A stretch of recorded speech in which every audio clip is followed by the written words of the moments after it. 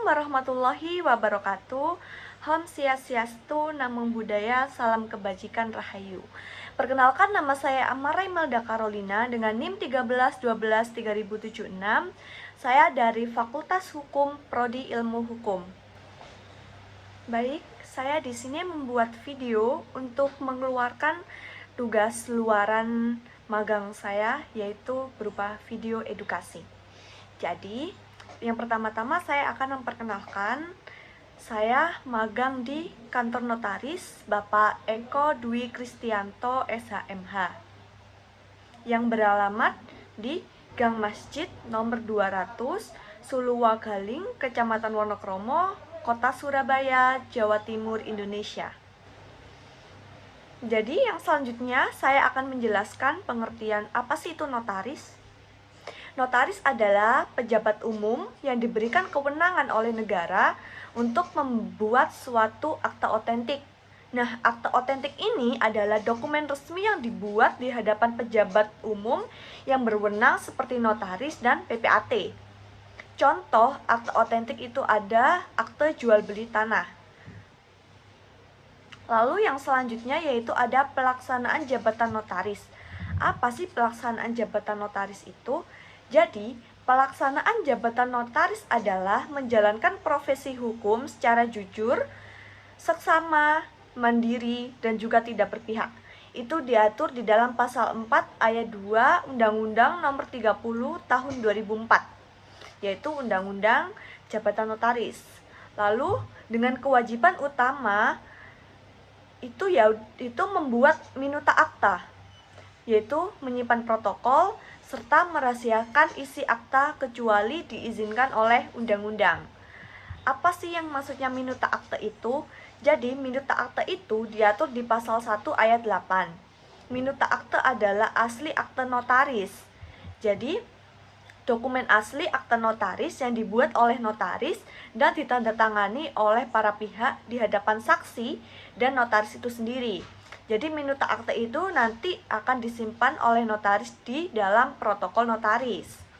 Nah, protokol notaris itu diatur di dalam pasal 1 ayat 13, adalah kumpulan dokumen yang merupakan arsip negara yang harus disimpan dan dipelihara oleh notaris. Suatu kumpulan dokumen minuta akta autentik yang harus disimpan oleh notaris. Itu yang disebut dengan protokol notaris. Yang selanjutnya yaitu ada daerah wewenang notaris. Jadi notaris itu daerahnya itu diatur di dalam undang-undang.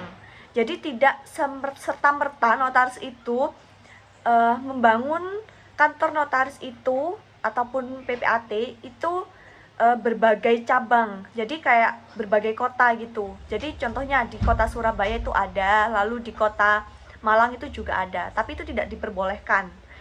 Jadi daerah wewenang notaris itu diatur juga di dalam undang-undang loh. Contohnya di pasal 18 ayat 1 dan 2. Di situ diatur ayat 1 berbunyi notaris mempunyai tempat kedudukan di daerah kabupaten atau kota. Jadi notaris hanya diperbolehkan membangun satu kantor itu di kota ataupun di desa atau di kabupaten. Nah, jadi contohnya, jadi notaris itu membangun di satu kota, contohnya di kota Surabaya. Jadi notaris itu hanya diperbolehkan membangun satu kantor itu ya udah di kota Surabaya itu saja. Jadi tidak boleh membuka cabang di kota Malang, membuka cabang di kota Banyuwangi, itu tidak diperbolehkan. Karena itu sudah diatur di dalam undang-undang. Lalu yang kedua, ayat kedua berbunyi notaris mempunyai wilayah jabatan meliputi seluruh wilayah provinsi dari tempat kedudukannya. Jadi jika si notaris ini membangun suatu kantor itu di Provinsi Jawa Timur, jadi hanya diperbolehkan hanya ada di wilayah Provinsi Jawa itu Timur saja. Jadi tidak diperbolehkan untuk berada di luar Jawa Timur. Itu. Lalu ada di pasal 19 ayat 1 dan 2. Ayat 1 berbunyi notaris wajib mempunyai hanya satu kantor, yaitu di tempat kedudukannya. Jadi hanya ada satu kantor. Jika ada di kota Surabaya hanya Surabaya saja. Jika ada di kabupaten Contohnya Kabupaten Jombang, jadi cuma ada di Kabupaten Jombang itu aja, jadi tidak boleh membangun 2 kantor. Lalu yang kedua, notaris tidak berwenang secara teratur menjalankan jabatan di luar tempat kedudukannya. Jadi jika kedudukannya provinsinya hanya di Jawa Timur, otomatis notaris itu hanya diperbolehkan menjalankan jabatannya itu hanya ada di daerah Jawa Timur saja. Jadi tidak boleh di luar Jawa Timur, contohnya di Jawa Barat, Jawa Tengah itu tidak diperbolehkan di dalam undang-undang. Lalu, akte otentik itu mempunyai 3 nilai kekuatan pembuktian. Jadi yang pertama itu ada pembuktian secara lahiriah, yaitu pembuktian keotentikan suatu akta dilihat dari fisiknya atau dari luarnya. Lalu yang kedua ada pembuktian secara formal, yaitu membuktikan bahwa para pihak telah menjalankan apa yang tertulis di dalam akta tersebut. Lalu yang ketiga, pembuktian secara material, yaitu membuktikan bahwa peristiwa yang tercantum dalam akta itu benar-benar terjadi. Lalu yang selanjutnya yaitu materi notaris. Akte notaris itu terbagi menjadi 2 bentuk utama. Yang pertama akte rilis dan kedua akte partai. Yang dimaksud dengan akte rilis adalah dibuat oleh notaris berdasarkan pengamatan langsung seperti risalah rapat atau pencatatan budel.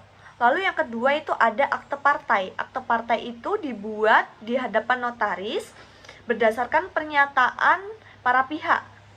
Dihadiri oleh kedua para pihak, contohnya jual beli, waris, dan juga pendiri PT.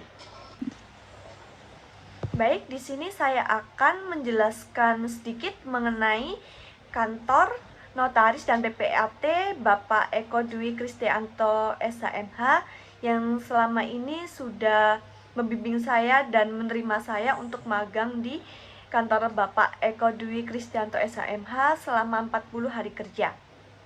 Jadi, Bapak Eko ini tuh seorang notaris dan juga PPAT yang bisa membuat berbagai akte otentik seperti akte jual beli tanah, akte pendiri PT, lalu ada akte surat jual beli, sewa menyewa, dan juga mengurus berbagai PPAT atau tentang pertanahan.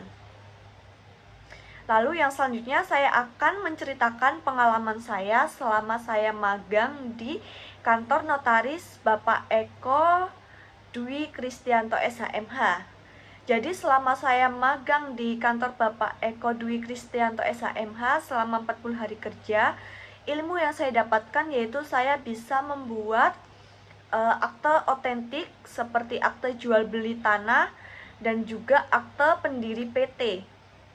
Dan di sana saya juga diajari berbagai ilmu yang bisa saya dapatkan. Contohnya saya bisa mengenal dan mengetahui cara tahap-tahap untuk membuat suatu akte otentik gitu ya. Dan di bidang pertanahan juga. Dan saya bisa mengetahui langkah demi langkah atau step demi step untuk mengatur suatu administrasi juga. Jadi di sana juga saya diajari dengan staff yang namanya Kak Citra. Jadi makasih buat Kak Citra dan Pak Eko Dwi Kristianto SHMH yang sudah menerima saya dan membimbing saya selama 40 hari saya magang di kantor Bapak. Jadi itu saja yang bisa saya sampaikan untuk video edukasi saya ini yang mengetahui tentang apa sih itu notaris dan apa itu PPAT. Sudah saya jelaskan di awal video tadi. Jadi di sini saya membilang terima kasih sebanyak-banyaknya kepada Bapak Notaris dan PPAT Eko Dwi Kristianto SHMH dan Kak Citra selaku staf di sana yang sudah membimbing saya dan mengarahkan saya yang saya tidak mengetahui. Dan terima kasih untuk ilmu-ilmu yang sudah saya dapatkan selama saya magang di sana. Saya ucapkan wassalamualaikum warahmatullahi wabarakatuh.